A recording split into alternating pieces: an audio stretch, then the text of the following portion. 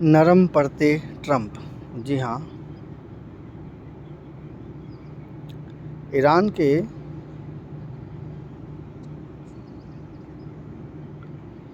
Iran से दोबारा शांति वार्ता शुरू करने के लिए संकेतों के बीच अमेरिकी राष्ट्रपति डोनाल्ड ट्रंप ने जिस तरह से चीन और साथ ही अन्य सभी के लिए हॉर्मुज़ समुद्री मार्ग खोलने की बात कही, उससे यही पता चलता है कि आखिरकार वे इस नतीजे पर पहुंचने के लिए विवश हो रहे हैं कि युद्ध में किसी समस्या का समाधान नहीं होने वाला है।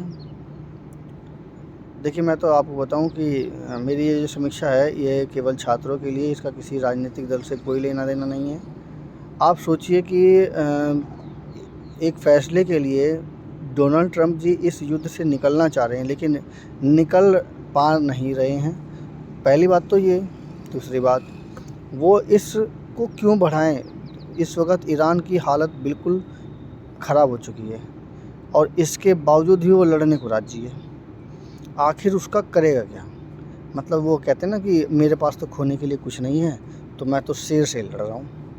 तो इस समय जो है डोनाल्ड ट्रंप जी शेर बन गए हैं और उनके ईरान के पास कुछ खोने के लिए है नहीं।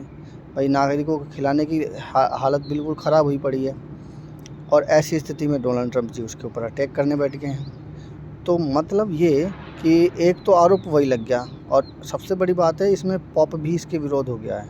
जब पॉप इसके विरोध हो गया है तो मतलब साफ है कि ये एक अन्यायपूर्ण कदम हुआ है कि ये युद्ध इस तरह से लड़ा जा रहा है। दूसरी बात कि जब युद्ध ईरान से हो रहा है तो चीन क्यों आए बीच में? जब लड़ाई ईरान से है तो चीन से क्यों लड़ें? प्रश्न तो पहला यही उठ रहा है। और युद्ध किसी से समस्या का सॉल्व हो नहीं सकता, हल नहीं हो सकता है, तो ऐसी स्थिति में तो चीन की तरफ तो जाना एकदम बेवकूफ़ी भरा कदम होगा। तीसरी बात, चीन शक्तिशाली देश है, वीटो पावर है, इससे क्यों संस्था को ख़राब किया जाए? कौन सी यूएनओ की संस्था क्यों ख़राब की जाए? बाकी बात यह है कि सच तो यही है कि डोनाल्ड ट्रंप भी चाह रहे हैं कि किसी भी तरह से इस युद्ध से बाहर निकला जाए। शायद यही कारण है कि उनकी ओर से यह भी कहा गया है कि युद्ध जल्द ख़त्म हो सकता है, क्योंकि ईरान भी कह रहा है कि हम भी युद्ध के पक्ष में नहीं, इसलिए यह कहा जा सकता है कि युद्ध विराम जारी रहेगा और दोनों पक्ष उसे स्थायी रूप से उपाय करेंगे। अच्छा होता कि ट्रंप को ईरान पर हमले की निरर्थकता तभी समझ आ जाती जब उन्होंने इजराइल के साथ मिलकर उस पर तब हमला करने का निर्णय लिया जब उन्हें वार्ता जारी थी। एक तरह से ट्रंप वहीं खड़े दिखने लगे हैं जहां 28 फरवरी को, यानी ईरान पर हमला करने के पहले थे। देखिए, सच तो बात बता दूं कि डोनाल्ड ट्रंप जितने बुरे जो दिख रहे हैं ना, उतने बुरे हैं नहीं। अगर वो इतने बुरे होते तो ईरान की स्थिति को देखते हुए दोबारा इस युद्ध से भागने की कोशिश क्यों करते? तो जितना वो बुरा मीडिया में दिखा रहे हैं ना, उतने बुरे हैं नहीं। तभी तो उन्होंने पॉप को ये निर्देश कहना चाहिए कि बात कही कि देखिए ईरान की क्या सामाजिक व्यवस्था या उनकी क्या स्थिति है कि वो 15,000 से ज़्यादा लोगों को फांसी की सज़ा दी जा रही है, तो उनकी क्या शासन व्यवस्था होगी। और ऐसी स्थिति में मजबूर होकर के अमेरिका को अटैक करना पड़ा। तो इसमें कोई हर्ज नहीं कि इसमें डोनाल्ड ट्रंप ने ये गलत कदम उठाया है। कदम तो उन्होंने सही उठाया है, चाहे को दुनिया माने या ना माने। इस तरह से शासन व्यवस्था नहीं होती कि जिसमें कि एक बहुत बड़ी आबादी को सीधा फांसी के फंदे पर लटका दिया जाए। उन्होंने, हाँ, वो बात सही है कि ये वीटो पावर ये परमाणु बम वाली जो आरोप है, इसकी जगह आप अगर वो ये आरोप लगाते कि आपकी शासन व्यवस्था ठीक नहीं है, इतने लोगों की फांसी देने से बाहर से पूरी शासन व्यवस्था पर पूरा असर पड़ता है।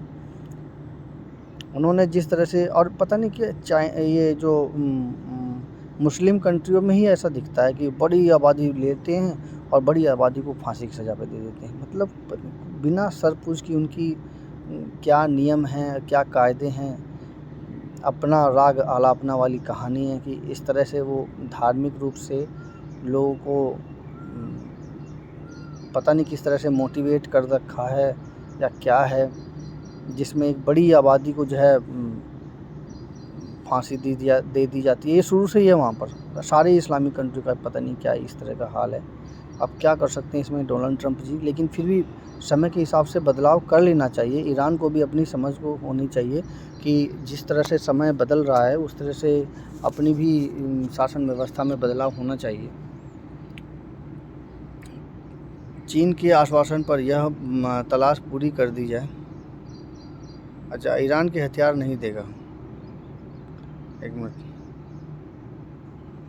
जहां 28 फरवरी को यानी कि ईरान पर हमला करने से पहले थे, उन्होंने जिस तरह से चीन के इस आश्वासन पर होर्मुज खोलने की बात की कि ईरान को हथियार नहीं देगा, उससे यही बात स्पष्ट होती है कि वह किसी भी तरह से अपने कदम पीछे खींचने की राह तलाश रहे थे।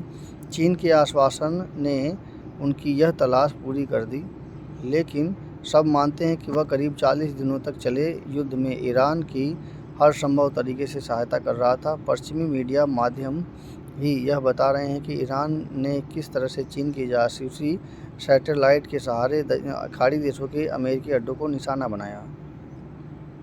देखिए, सच तो ये है, जो पैसा देगा ना वो किसी भी तरह से उस काम को करेगा। बस 100 बात की एक बात, वो चाहे उसे चीन से हेल्प मिले, चाहे वो रूस से हेल्प मिले, चाहे किसी अन्य से मिले, और ऐसा भी हो सकता है कि वो अमेरिकी सेना से ही हेल्प मिल जाए। कुछ कह नहीं सकते। जिस तरफ पैसा जाएगा उस तरफ से वो अब सही इन्फॉर्मेशन लेने की कोशिश करेंगे, चाहे वो कोई भी देश हो, क्योंकि उनको तो अपना टारगेट पूरा करना है। ईरान और सभी जानते हैं कि चीन और अमेरिका की वैश्विक लड़ाई है, ना कि उनकी कोई किसी प्रकार की अन्य लड़ाई। तो ऐसी स्थिति में चीन ने गुप्त रूप से ईरान की मदद ही करी है, तो वो भी किस लिए करी, तो पैसे के लिए करी होगी, और वास्तव में इसे गुप्त रूप से किया गया होगा। डाउट ही कर सकते हैं अमेरिकन कंपनियां, अमेरिका वाले इसे सिर्फ डाउट ही कर सकते हैं, ऑब्जेक्शन उठा नहीं सकते हैं, क्योंकि कोई सबूत तो है नहीं उनके पास। ईरान और चीन की प्रगाढ़ता किसी से छिपी नहीं। अमेरिकी प्रतिबंधों के बावजूद चीन ईरान से तेल खरीद रहा था। इसी कारण जब ट्रंप ने होर्मुज की नाकाबंदी करने की घोषणा की तो उसने अपनी सख्त आपत्ति जताई। देखिए, वीटो पावर है तो आपत्ति जताएगा। ईरान के चीन के साथ साथ रूस से खास रिश्ते हैं। रूस एक वीटो पावर कंट्री है, उसके साथ अच्छे संबंध है, और यह किसी से छिपा नहीं कि ये तीनों देश अमेरिकी प्रभुत्व स्वीकार करने को तैयार नहीं और उसे चुनौती देते रहते हैं। यह एक तथ्य है कि ट्रंप तमाम कोशिशों के बावजूद भी रूस यूक्रेन युद्ध समाप्त नहीं कर सके और टैरिफ मामले में उन्हें चीन के समक्ष झुकना पड़ा। अब देखिए, कहना चाहिए पीस प्रेसिडेंट हैं, लेकिन पीस प्रेसिडेंट होने के बावजूद भी ये युद्ध नहीं रोक पाए, रूस यूक्रेन युद्ध नहीं रोक पाए, और बल्कि और ईरान युद्ध में और घुस गए। इसके बावजूद भी घुस भी गए, हालांकि युद्ध तो पहले से ही चल रहा था, लेकिन घुस भी गए तो इसका कोई सलूशन नहीं हो पा रहा है। और सबसे बड़ी समस्या तो मिडिल ईस्ट के कहीं भी कोई शांत रहने का देश है, मतलब शांत रहने वाला कोई देश ही नहीं रहा, किसी न किसी तरह से वो लड़ता ही रहा है। तो ईरान ने भी अपने प्रतिबंधों की परवाह नहीं की। इस पर हैरानी नहीं कि ट्रंप चीन जाने को तैयार हैं और यह अपेक्षा कर रहे हैं कि वहाँ के राष्ट्रपति उन्हें गले लगाएंगे। फ़िलहाल यह कहना कठिन है कि अमेरिका और ईरान के बीच होने वाली दूसरे दौर की वार्ता किसी ठोस नतीजे पर पहुँचेगी या नहीं।